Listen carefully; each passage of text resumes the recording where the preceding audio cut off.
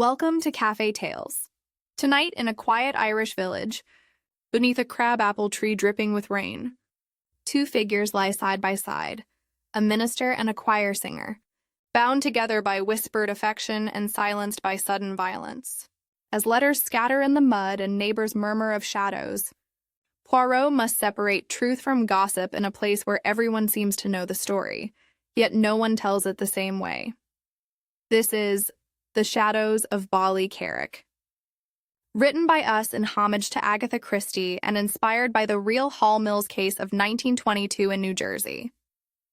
Once called the most sensational trial of the Jazz Age, our tale reimagines that scandal not in America, but in County Cork, where faith, passion, and village pride intertwine. Before we begin, tell me in the comments, where in the world are you listening from this time around? I spend time with each reply, and I often respond.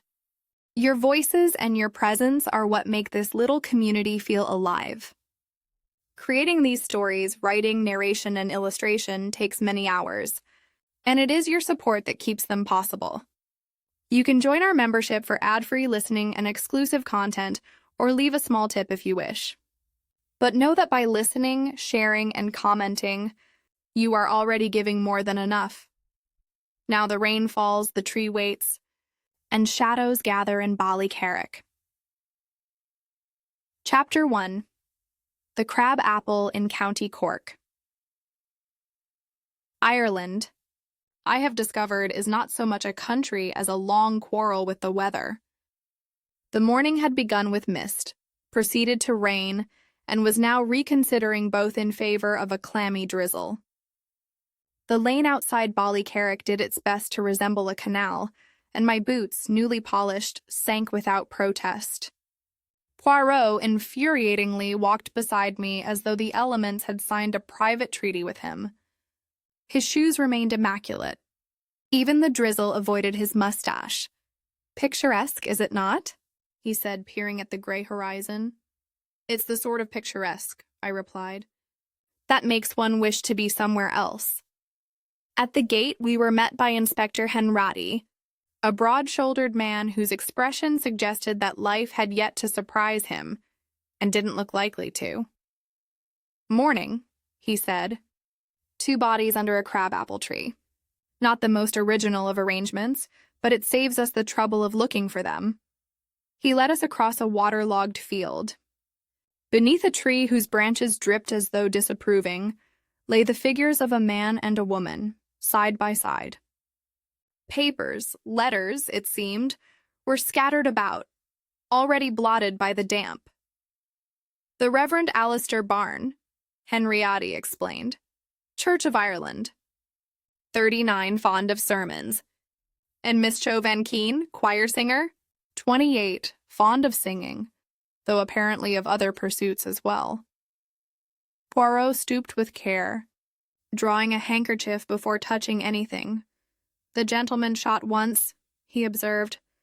The lady 3 times. Tore the ladies, I muttered. How often must we observe? Poirot said. That men are dispatched with economy and women with emphasis? Or, said Henratty dryly, someone was a poor shot. We have no shortage of poor shots in Cork. Poirot raised his brows at this barbarity, but said nothing. I looked down at the letters, half dissolved in the mud. One line, just legible, read, My heart is louder than your choir. Well, I said, if the parishioners ever heard that, they'd hardly need a motive. Quite, Henry agreed. Bad verse is a capital offense in this county. Before I could frame an objection, a voice called from the lane, brisk as a scolding bell. A woman approached, skirts tucked high, hair escaping pins. She carried herself with the air of one accustomed to providing information whether it was requested or not. Inspector Henriati, she announced.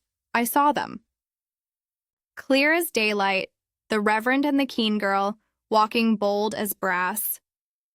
Past 10 o'clock it was, and laughing like they owned the night. Then shots. 3, perhaps 4. Hard to be exact. My mule chose that moment to object.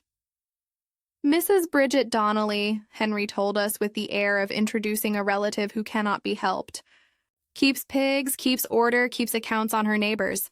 Mrs. Donnelly ignored him. And I saw shadows, too. 2 or maybe 3. One was a woman, and mark me, she wore a hat like a chimney. You don't forget a hat like that. Poirot inclined his head.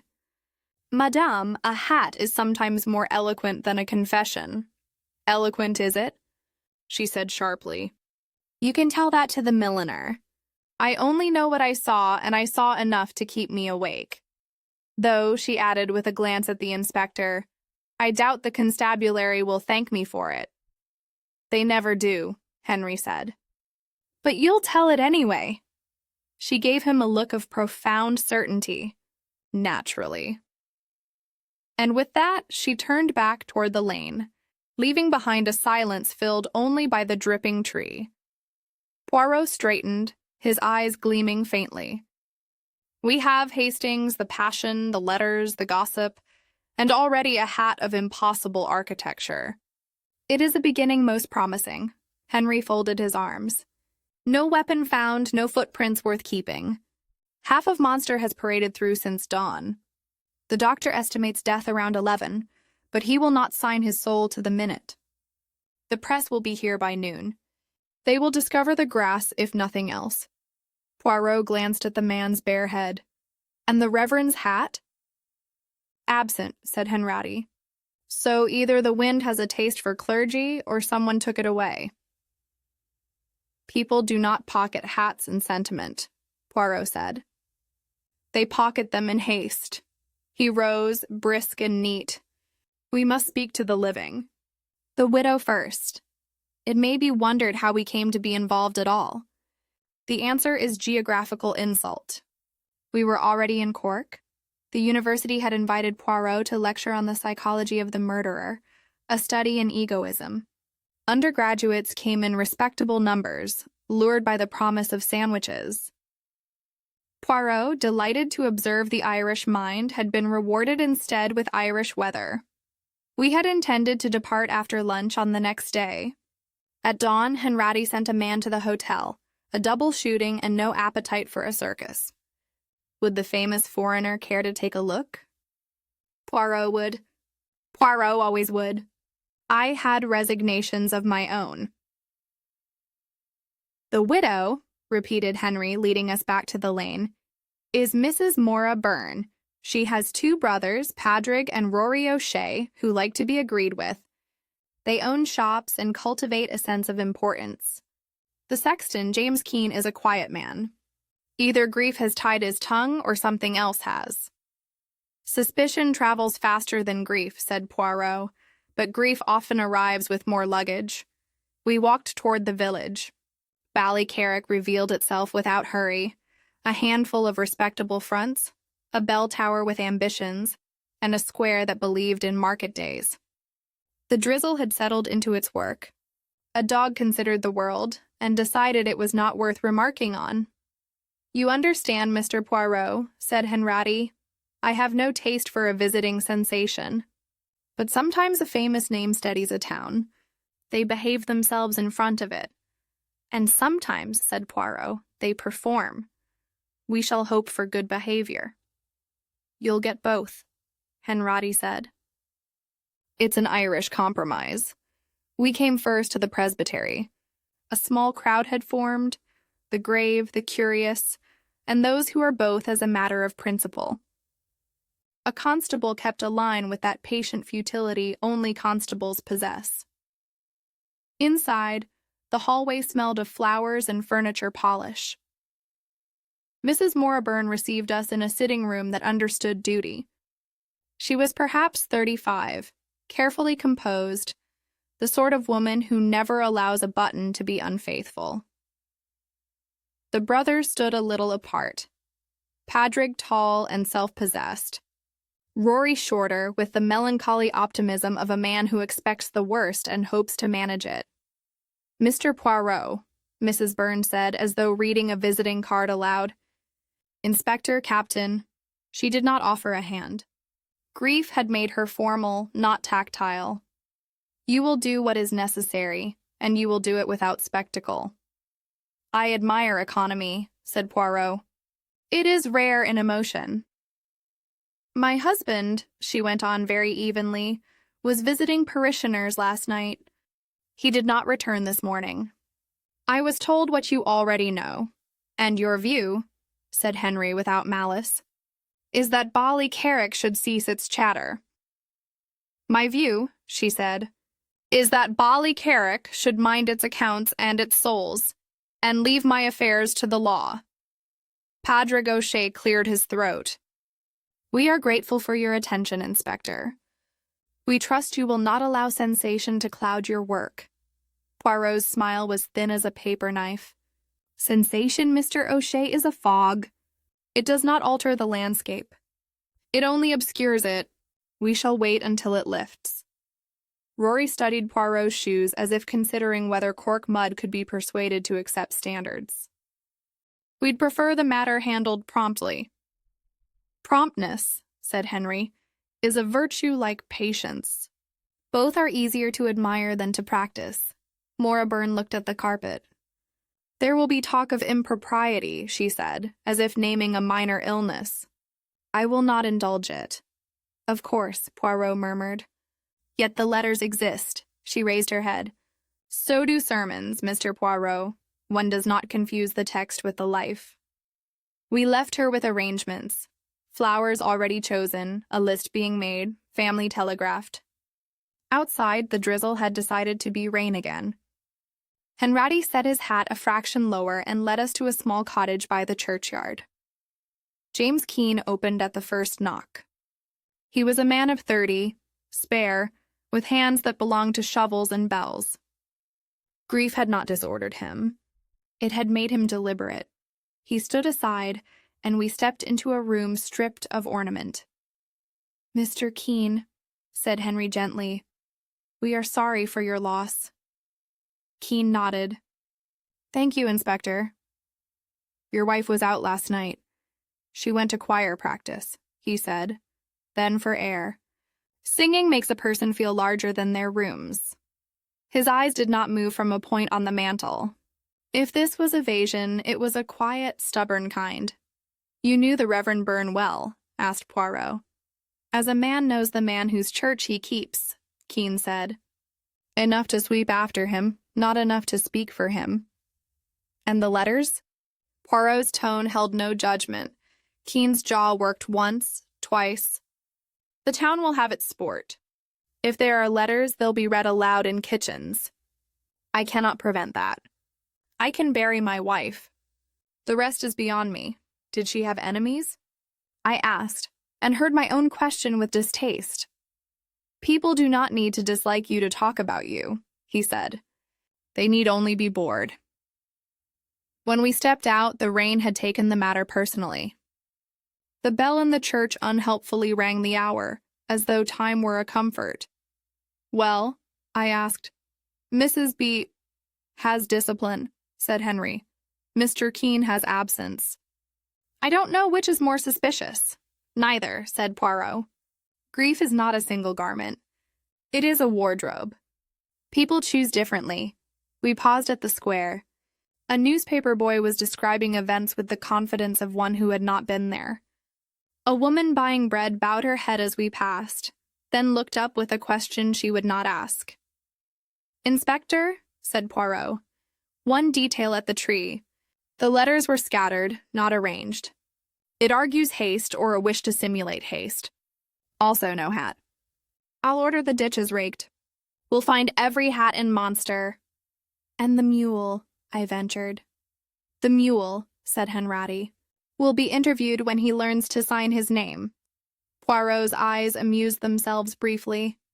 Let us go back to the beginning. The beginning, Hastings, is never under a tree. It is in habit. Who walks where? Who writes when? Who believes themselves observed? And who believes they are not?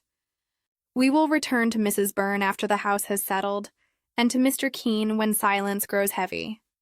For now we shall ask the village for the small facts it considers too small. Which are, I began. Umbrellas, he replied. Borrowed, returned, not returned. The sale of hats, the lending of torches, the hour at which the dog did not bark, and why. And the weather, toujours. He lifted his face to the rain as if negotiating terms. In Ireland, one must interrogate the climate also. And if it refuses to answer? It will not refuse, said Poirot. It will only contradict itself, which is almost as helpful. We turned back toward the field and its tree. Behind us, Ballycarrick resumed its careful routine. Ahead, the crabapples glimmered like small, damp seals on a decree. It was, I reflected, exactly the sort of case Poirot relished. Public virtue, private letters, a village with a long memory, and a hat missing at precisely the wrong moment. Tell me one thing. Poirot, I said as we reached the gate again. Only one, he returned. Why was the woman shot 3 times? He adjusted his cuffs. Because someone wished the story to sound decisive, mon ami. And stories in villages are written aloud. By whom? He smiled, a neat, contained curve. By everyone. And it is our task to discover the editor. The drizzle, impressed by no one, set in for the day. Chapter 2. In the Drapery. Poirot announced the next morning, while buttering his toast with surgical precision, that we must call upon the O'Shea brothers. They interest me, he said, at the presbytery last night. Their words were too few and their silences too long. Such mixtures are never natural. They struck me as merely stiff, I said. Stiffness, Hastings, is rarely without purpose. A man is not born stiff. He trains for it. Henratty, already waiting for us in the square, listened with the patience of a man who had resigned himself to the foreigner's metaphors. The O'Sheas keep a shop, he said. Drapery, haberdashery, and a side trade in severity. You'll get more cloth than candor out of them.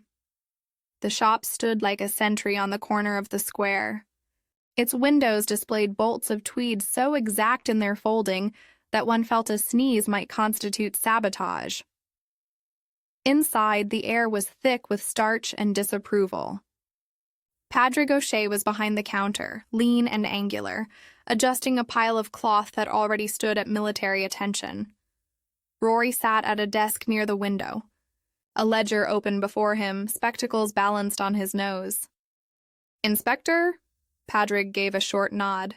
Rory looked up from his figures and offered the faintest smile, as though welcoming us to his melancholy. Poirot bowed. Monsieur, I regret the intrusion. Yet when a man dies, it is his family who hold the threads. This family, said Padraig, is already afraid enough. Which is why, Poirot returned mildly, we must prevent it from unraveling entirely. Rory closed his ledger with a sigh. Patrick believes the less said, the better. And you? Poirot asked. I believe the less said, the more is imagined, Rory replied. But Ballycarrick will imagine regardless. Monsieur, Poirot went on, did you approve of the Reverend's attentions to Miss Keene? Padraig's hand flattened a bolt of fabric with unnecessary firmness. We do not approve of gossip, monsieur. It is the disease of villages. But diseases, Henry interjected, spread, whether approved of or not. Rory gave the faintest shrug.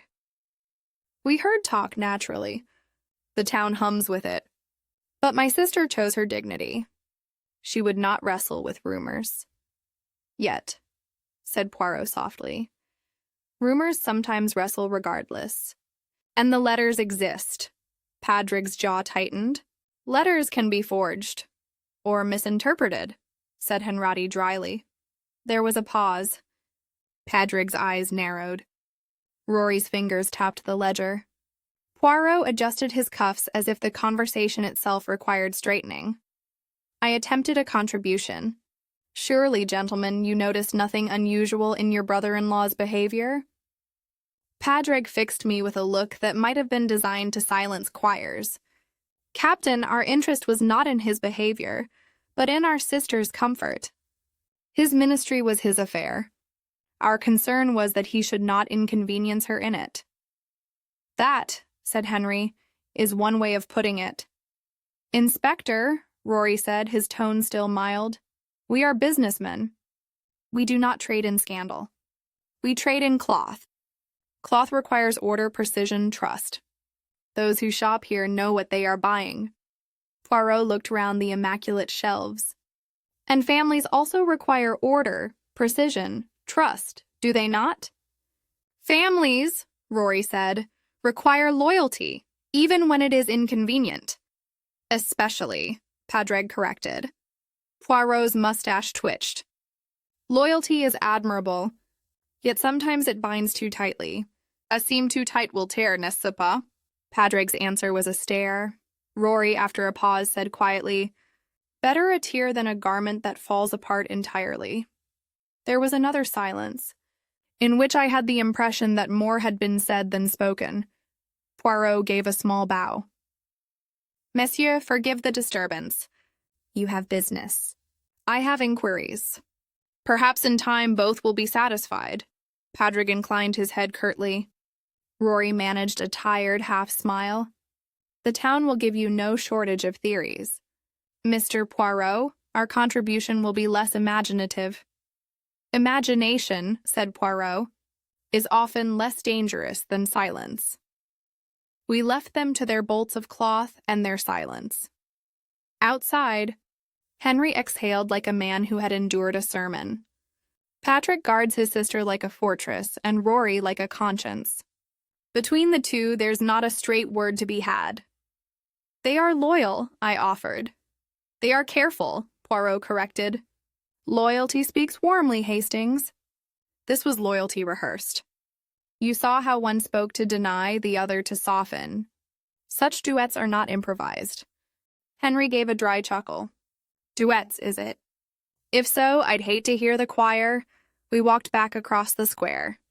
The drizzle had settled into something steady, as though Ballycarrick itself preferred a curtain drawn.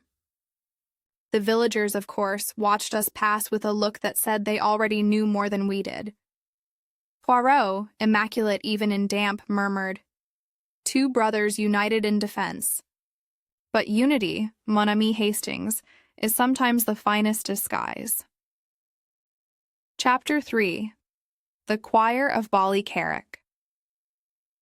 If a murder gives grief to the family, it gives occupation to the village. By the time we returned to the square, Ballycarrick was humming like a beehive that had found its queen unworthy. The air, damp and unenthusiastic, did nothing to muffle the voices. People leaned in doorways, spoke across counters, lingered at pumps and carts, all with the same bright seriousness of actors rehearsing lines they had already perfected. Henratty took in the scene with his usual cheerless pragmatism. If gossip could hang a man, half the county would be in the ground by Sunday. Poirot's eyes twinkled. But gossip, mon cher inspector, does not hang. It points. And what it points to, we must see. Or what it thinks it points to, Henry muttered. We began with the bakery. Mrs. Sheehan, the baker's wife, stood at her counter with flour in her hair and indignation in her tone. She sold us 2 rolls with one hand and 3 theories with the other. Of course, the Reverend was carrying on, she declared. Everyone knew it, but pretended not to. Maura Byrne knew too, though you'll never make her say it. She's a woman of stone, that one. Polished stone, but stone all the same. And Miss Keene? Poirot asked. Pretty, foolish, too fond of a laugh. The kind men mistake for invitation. But I never thought her wicked. Just young enough to think rules were furniture that could be rearranged. And the brothers? Henry said. Mrs. Sheehan sniffed. Padraig could make butter curdle at 20 yards. Rory's gentler, but he adds up everything. Figures, glances, debts. Neither one will let the widow be shamed. If that means inventing a new truth, they'll do it. Poirot accepted his rolls with a bow. Merci, madame. You have the eye of a novelist. I have the ear of one, she corrected, and Ballycarrick supplies the rest. Back outside, Henry shook his head. I told you, flour, loaves, and lies. Next, the post office, where Mr. Daly dispensed letters and rumors with equal ceremony. His spectacles magnified his suspicion. Reverend Byrne, God rest him, was a respectable man. If he strayed, it was private. The town has no business with it. And yet, Poirot said, the town makes it its business because it's bored. Ballycarrick, Daly snapped, is an expert in boredom. Give it a whisper. It will turn it into scripture. Still, I'll say this. Miss Keene came for her post every week. And more than once I saw a letter in the Reverend's hand. No priest should waste ink on choir girls. You kept note of his hand? I asked, surprised. Handwriting is character, Captain. A man who curls his letters curls his morals. The Reverend curled. Outside again, Poirot smiled faintly. You see, Hastings? Already we know the letters were not secret. Even the postmaster knew. Discretion in Ballycarrick is like sunshine. It appears only to be doubted. From there we crossed to the pub. Seamus Keller, the landlord, polished glasses as though the truth might appear in one of them if rubbed long enough. The lunchtime crowd was thin but purposeful. 2 farmers, a laborer, and a woman who appeared to drink stout as an alternative to conversation. Seamus leaned over the counter. I saw them last night. The Reverend came in around 9, quiet as a ghost. Miss Keene was here too, though not at his table.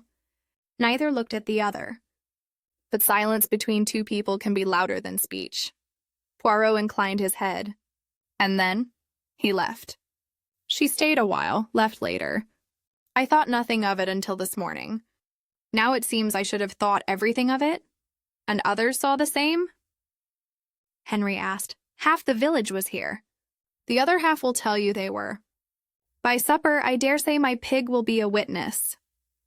The woman at the bar, overhearing, gave a sharp laugh. If the Reverend wanted sin, he could have had it cheaper elsewhere. This was vanity, not passion. She drained her glass and turned away, leaving the remark behind her like a calling card. Poirot's eyes gleamed. Voilà, vanity! A word of value, Hastings. Vanity is more precise than jealousy. By mid-afternoon, the square had given us half a dozen verdicts. That Mrs. Byrne must have known. That James Keene must have suffered. That the O'Sheas would sooner kill than see their sister ridiculed. That the Reverend had behaved like a man who confused admiration for permission. That Miss Keene had laughed too loudly in church. None of it was evidence. All of it was certainty. We paused at the pump, where an old man was filling his pail with the patience of someone who had long since given up on speed. He eyed us as if measuring our capacity for sense. Funny thing about last night, he said. What's funny? I asked.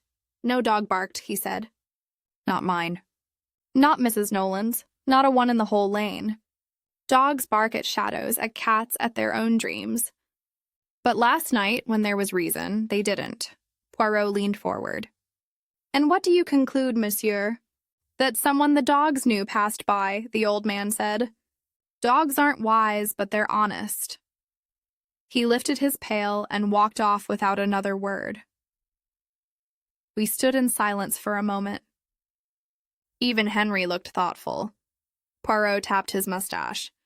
You see, Hastings? One detail, small but exact. The absence of noise sets importance. Gossip talks too much. Truth often says nothing. By evening, Ballycarrick had exhausted itself into repetition. We returned to the inn, having gathered more rumors than breadcrumbs. Henry ordered a stew and gave his verdict. Well, gentlemen, we've learned what we already knew, only louder. The Reverend was careless, the choir girl reckless, the widow silent, the brothers severe. If Ballycarrick had its way, we'd hang all 4 and call it tidier. And yet, Poirot murmured, from such noise we hear the false note.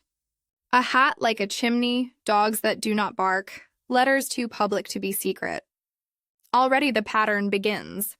And what do you make of it? I asked. He smiled thinly. That we have not yet asked the right question. But the village has told us enough to know which questions will hurt. Henratty shook his head. You've more faith in talk than I do. Talk, Poirot said, is like embroidery. The pattern is decoration, but the stitches tell you where the needle has been. We left it there, the stew hearty, the bread already stale, and Ballycarrick settling into the satisfaction of having explained the crime to itself. Only Poirot, I noticed, seemed cheerful. He had found his false note and was already composing. Chapter 4. Keys, Umbrellas, and Other Silences. If gossip is a choir, then the church is the pause between verses. We went there in the afternoon the next day, when the square had tired of certainty and returned to commerce. Rain tapped on the nave windows with the meek insistence of a petitioner. The air had that old ecclesiastical smell, polish, paper, damp stone, which suggests virtue has been carefully dusted and put back. James Keene met us at the west door. He had the air of a man who knows the habits of wood, what to oil, what to leave alone, and where to keep his grief so that it does not squeak. Mr. Keene, Henratty said, softer than usual, will not keep you long. Mr. Poirot has questions, and I'd rather ask them here than in an office that mistakes smoke for heat. Keene nodded and led us down the aisle.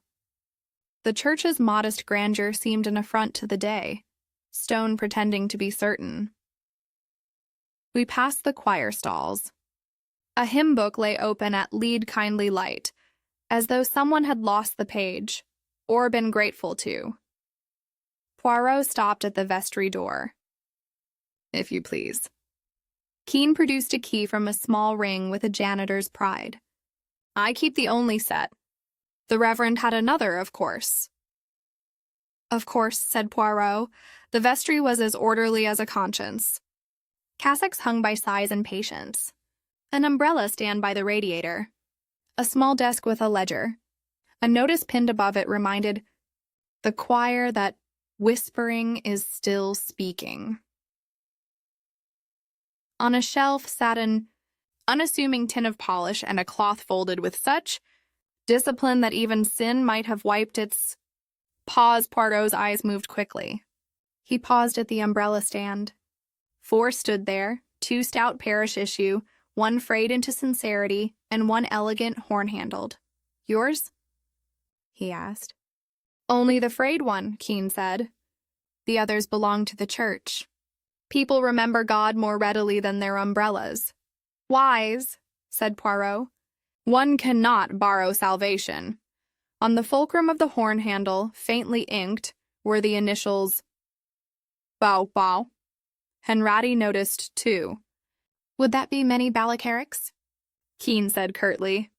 His tone dismissed half the county. I looked at Poirot. Still, those are the widow's initials, aren't they? More a burn. Poirot inclined his head almost imperceptibly. Indeed, Hastings. But let us not embroider just yet. Poirot set it back, touched nothing else, and crossed to the desk. The ledger recorded the small duties of a parish. Flowers, rotor, light bulbs. Even a note that the tenor was flat on Sundays and flatter on Wednesdays. On yesterday's page, choir practice 8 to 9. Vestry closed 9:15. Punctual, said Poirot. I dislike drift, Keene replied. And last night, after practice, you locked this door at 9:15? I did. And the Reverend, he left by 9. He spoke with no one. Because the last to go must also carry the last remark, Henry said. Keene's mouth tightened. Something like that. Poirot drifted past the cassocks. On the wall pegs, a flat cap, a gardener's coat, and 1 bent wire hanger. The Reverend kept his hat here, if he came by the church first. But he wore it out last night. He always did. And yet, Poirot murmured, we did not find it at the tree? No, Poirot added, the dogs did not bark. Keene looked at him fully. They did not. That suggests someone familiar, a parishioner, or the Reverend himself, or a thief with a pocket of bones. Henratty said the dogs here are not philosophers. Keen returned to silence. We climbed the narrow stair to the organ loft. Dust lay where it always does, undisturbed by tragedy. From up there, the nave looked like a thought someone had tidied too thoroughly. Poirot listened to the absence of the choir. You tuned the organ recently. Last month, Keen answered. And the lock on the north door? Oiled on Tuesday, Keen said, almost with pleasure. It had begun to catch. Then last night, Poirot said, whoever came and went made less noise than usual, because the door obliged them. The door obliged everyone. And the side path? Poirot asked. It is dry when there has been rain, Keen said. If you trust it. The dogs know it. They bark at strangers. They sleep for the rest of us. Poirot nodded, satisfied, as if a sum had balanced. Then at the west door. Miss your wife's gloves? She wore one and carried the other, Keen said after a pause. It kept one hand warm and the other free. She said it spared the leather. Silly. Sensible, Poirot said. Gloves are cheaper than cold cream. Keen offered no answer. His grief was a wall, and we had tapped it without finding a door.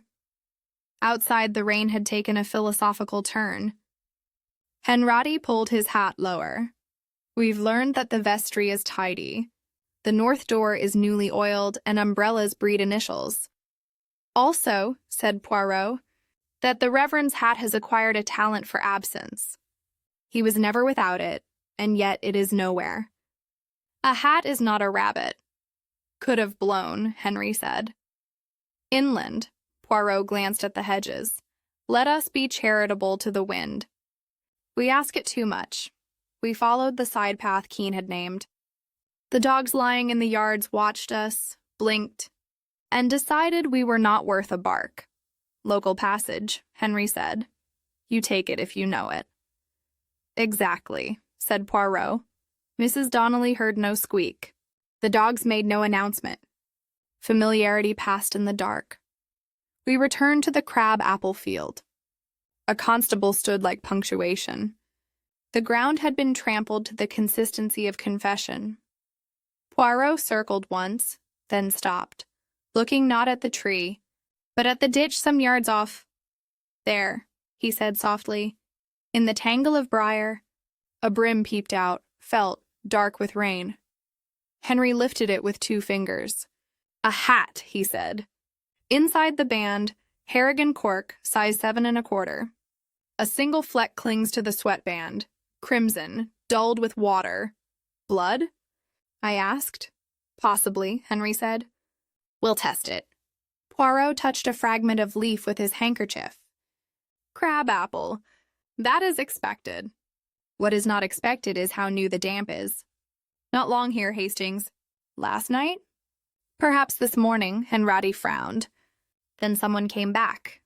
Or never left, Poirot said. But we will not philosophize. We will ask Mr. Harrigan to whom he sold such a hat. Size 7 1/4 is not a crowd. The Reverend wore a 7, Henry said. I bought him one once. He lost it in a sermon? Then this is generous, said Poirot. A little too generous for accident. We left the constable with the hat boxed like a relic. Poirot, unusually silent, saved his words until the inn, where a reluctant tea awaited. Henratty broke first. It's a break. A hat is a hat, just so, Poirot said. It is also a message. One does not plant a hat in a ditch without wishing it to be picked. And the initials on the umbrella? I asked. Coincidence? Henratty said. Half the town is M.B. Poirot stirred his tea. Coincidence is the coward's explanation, Inspector. We shall probably use it, but not yet. He looked at me. You observed Mr. Keen? I observed a man who keeps time as if it were a parishioner. He answers just enough and never twice. Precisely. He tidies facts. Attractive, but one must watch where the sweepings go. And where do you think they've gone? For the moment, Poirot said, into the ditch with the hat. Henratty leaned back. Where next? The choir, Poirot said. They will tell us about whispers, eyelines, and who hummed what when they should not. And then Mrs. Donnelly and the widow again. Evening pressed down, and Ballycarrick lit its lamps with the satisfaction of a village that had done a good day's surmising. Poirot studied his teacup as though it had confessed. Tell me, I said. What troubles you? The glove, he said. One on, one in hand. Habits are for comfort, not for theater. Last night was theater. Also the dogs who held their tongues like gentlemen. Also a hat that remembered to be found. And one more thing, Poirot said, which is vanity. It is precise. It chooses its audience. I think Hastings' last night's audience was chosen in advance. For a show? I asked. For a story, he corrected. And in Ballycarrick, stories are the only currency that never devalues. He rose, immaculate. Come, we will call on Mr. Harrigan in the morning, and then choir practice without a choir. Outside, the rain had perfected its technique and fell at last, like agreement. Chapter 5. Choir Practice Without a Choir and a Widow. By morning, the drizzle had settled into its vocation. Ballycarrick wore it like a uniform. The square went about its work with the industriousness of a village that has already solved the crime and is now perfecting the footnotes. Poirot declared the order of battle. First the choir, then Mrs. Donnelly, who will improve upon herself.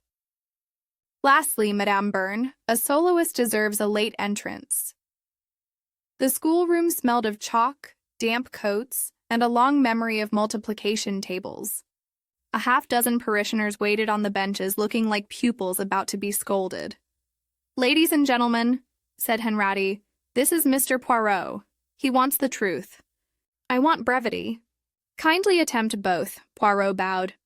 Mesdames, Monsieur, I ask not for drama, but for who left when, who looked where, and who said nothing when silence would have been easier.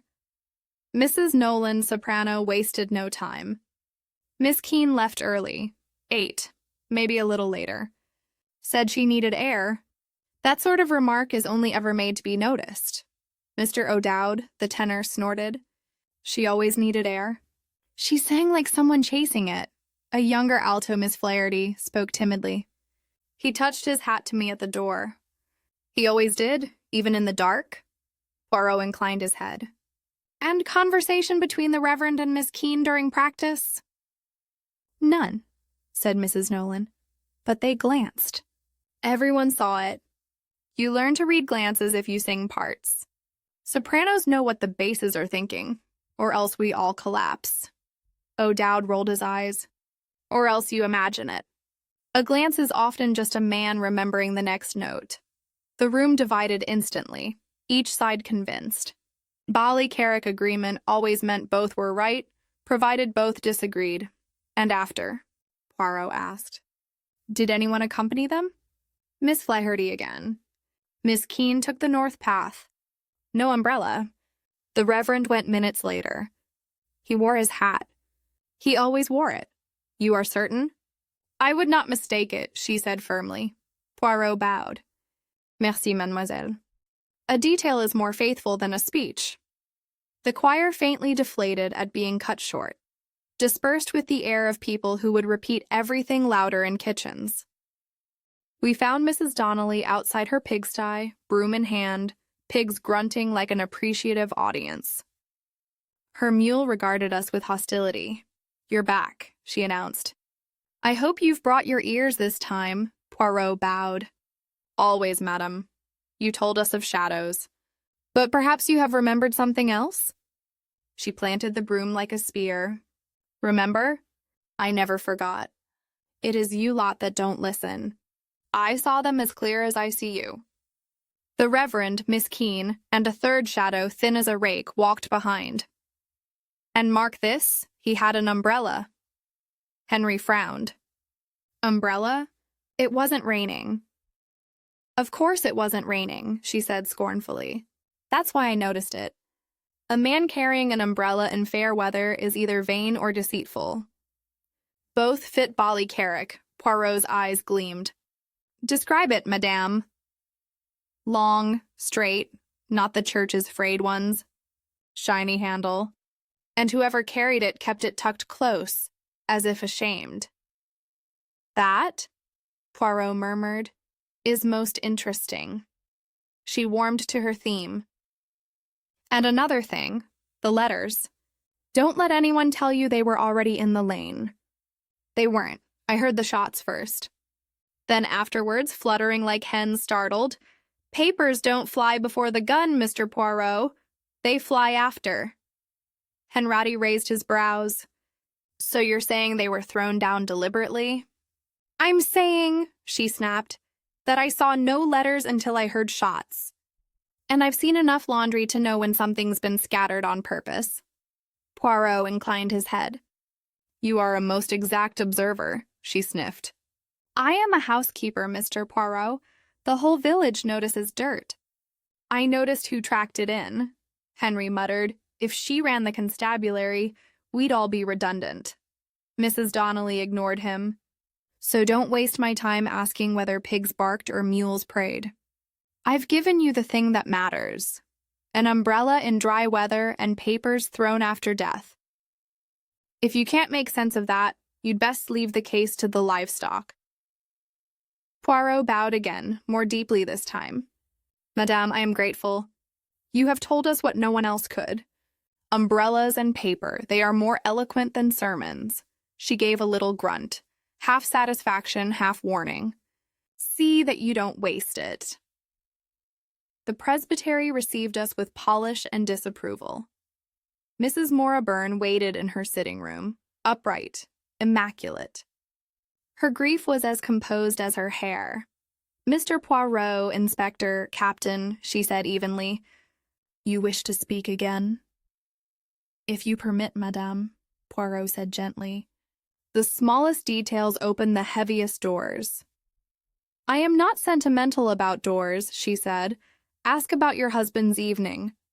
You said he visited parishioners. Yes, he changed after tea, then went out. Sometimes he passed by the church. I did not ask. And your brothers? They called after 8, stayed until nearly 9. We spoke of accounts. And yourself? Poirot asked. I stepped out briefly, to the church gate. I did not enter. Poirot's eyes rested on the umbrella by the chair. You left one in the vestry, with your initials. She met his gaze. I forget umbrellas. It is my one vice. Yet, I said, they are your initials, M.B. That is hardly forgettable. Her look pinned me like a specimen. Half the county shares them. Michael, Mary, Maura, Murphy. Do not swoon each time you see them, Captain. Henratty's mouth twitched. You did not collect it Wednesday night. No, I did not enter. And after your brothers left? Poirot asked. I was alone. If you wish me to state that I did not pass the night under a crabapple tree, I can oblige. I did not. She delivered the line with perfect control, neither defiant nor apologetic. Poirot tried one more angle. And Miss Keene, did you resent her? Her reply was precise as glass. Resentment is for equals. She was not my equal. The letters amuse Ballycarrick. They do not amuse me. You are composed, Poirot observed. I am occupied, she corrected. Grief fills whatever time you grant it. I granted little, that was all. She dismissed us without words. In the hall, Padraig and Rory O'Shea waited like watchmen. Padraig stern, Rory nervous. You've had enough, Padraig said. Truth is never enough, Poirot replied. But for now it is sufficient. Rory avoided our eyes. Padraig did not. Back at the inn, Henry ordered tea and looked as if he'd rather have whiskey. Well, Poirot, we've gathered glances, umbrellas, and pigs. Which is the clue that wins the prize? Poirot steepled his fingers. Listen, Inspector, The choir gives us glances, the Reverend never without his hat. Mrs. Donnelly gives us two treasures, an umbrella on a dry night, and letters scattered after the shots. And Madame Byrne gives us denial. Together they form a pattern. I said a play? You mean staged? Exactement. 3 bullets for theater, letters for audience, a hat for the program. Vanity directed it all, Henry frowned. So someone planted the scene. Someone who needed Ballycarrick to see a story, an affair, a crime of passion, a picture too neat, and the umbrella? A forgotten prop, or perhaps not forgotten. We shall see. Henratty leaned back. And your plan? Poirot rose, immaculate as ever. This evening, in the schoolroom, we gather the cast. The widow, her brothers, Mr. Keene, Mrs. Donnelly. She will come even if not asked. And 2 of the choir. We shall perform the play again, and this time, we shall applaud the author. Chapter 6. The Schoolroom Play. The schoolroom was lit by 2 oil lamps and the stubborn optimism of its blackboard. Outside, Ballycarrick's drizzle performed the overture. Inside, the company assembled like a cast, resigned to its parts. Mrs. Byrne sat stiffly, her brothers flanking her like punctuation. James Keene leaned against a desk, hands folded, grief tight-lipped. Mrs. Donnelly entered without invitation, broom in hand, and placed herself as if expecting to direct. 2 choir members, Mrs. Nolan and Miss Flaherty, occupied the front bench with the sanctity of witnesses. Henratty presided from the corner, arms folded, expression skeptical. Poirot stood at the front, mustache immaculate, the schoolroom his theater. Mesdames, Monsieur, he began, you are weary of talk. But talk is the only tool that reveals truth. Tonight we examine not only what was said, but how it was staged. Mrs. Donnelly sniffed. About time, Poirot inclined his head graciously. First, the scene beneath the crabapple tree.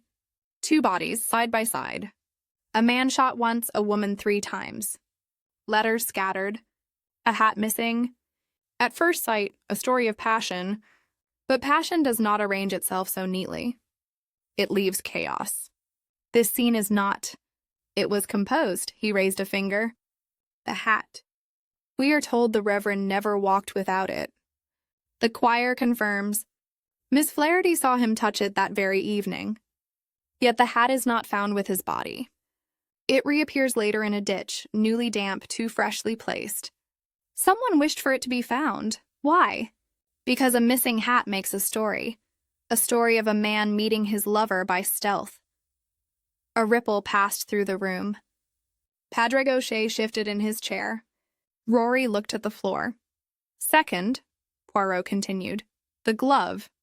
One worn, one carried. But it is absurd, this habit, half protection, half display, and yet useful to suggest theater. A woman presented as careless, romantic, unconventional. Another brushstroke for our picture, Mrs. Nolan tutted. I said as much. Poirot ignored her. Third, the letters. At first, we believed them dropped in passion, found scattered by chance. But Madame Donnelly saw the truth. No letters before the shots. Only after, they were flung. Miss Keene flung to suggest scandal. Stagecraft, not accident. Mrs. Donnelly thumped her broom on the floor in grim satisfaction. Fourth, the dogs. They barked at no one. Why? Because whoever walked the path was known to them. Familiarity breeds silence. He let that rest before his final point. And lastly, the umbrella in the vestry, elegant, horn-handled, with the initials M.B. Madame Byrne tells us she forgot it days before. Possible. But she also told us she walked only as far as the church gate that night. If that is so, why did Mrs. Donnelly see a third shadow with an umbrella in fair weather? Why did she see papers only after the shots? Why, too, did the Reverend's hat vanish from his head and reappear where it might best mislead? The room was silent except for the rain. Poirot spread his hands, conductor of his own symphony. The answer, mesdames et messieurs, is that the meeting beneath the crab-apple was not the whole story. It was the end of a performance. The true author, she arranged it. The woman who wished Ballycarrick to believe in scandal, so that grief might become dignity. The widow, Madame Mora Byrne. There was a collective intake of breath. Padraig shot to his feet. Outrageous! Sit, Henratty barked. Rory half rose, then faltered. Mrs. Byrne herself did not move. Her stillness was the most eloquent denial I had ever seen. Poirot went on, voice steady. Consider, the Reverend was weary of secrecy. He intended to end the affair. Miss Keene still believed in him. They met as they had before. But Madame Byrne, informed by letters, by gossip, by suspicion, she followed. She confronted them. Shots rang. The Reverend fell quickly. The girl, not at once. 3 bullets because emotion must be silenced decisively. Then the staging, letters scattered, hat removed, glove displayed. A picture painted for Ballycarrick, Mrs. Nolan gasped. Miss Flaherty whispered a prayer. Padraig thundered, You dare accuse my sister? Poirot's eyes were bright. Sure, you dare defend her too quickly? Already at the presbytery you spoke before she could. Already you wished no questions. Loyalty rehearsed is loyalty suspicious. Rory murmured, We only wish to protect her. Exactly, Poirot said. But protection is also concealment. You carried her story just as surely as she carried her umbrella. Henry stepped forward. Madame Byrne, what do you say? She looked at Poirot at last. I say Ballycarrick has already judged me. Your speech is only ornament. Poirot bowed slightly. Perhaps. But the court of ornament sometimes delivers justice. There was silence. Then the sound of Mrs. Donnelly clearing her throat with theatrical relish. I told you it was vanity. A woman doesn't scatter papers unless she wants them read. Henratty shot her a look. Enough, Mrs. Donnelly. Poirot closed his case with quiet precision. Inspector, you will find traces of powder on Madame Byrne's glove. You will find that the umbrella was not forgotten, but carried. And you will find that Harrigan of Cork sold 1 hat of size 7 1/4 last month to Rory O'Shea, on his sister's request. But the Reverend already owned a hat. Why purchase another unless to plant it? Rory's head dropped. Padraig swore under his breath. Mrs. Byrne sat motionless, stone among clay. At last she spoke. If you are right, Mr. Poirot, then you have condemned me twice. Once for the act, and again for refusing to let Ballycarrick write its own story. No, madame, Poirot said gently.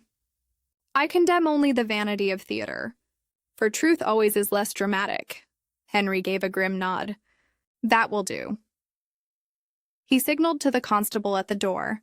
The brothers stiffened, but did not move. Mrs. Byrne rose with dignity, as though called to communion. As she passed, Mrs. Donnelly whispered to no one in particular, Well, if they'd asked me earlier, I could have saved them the trouble.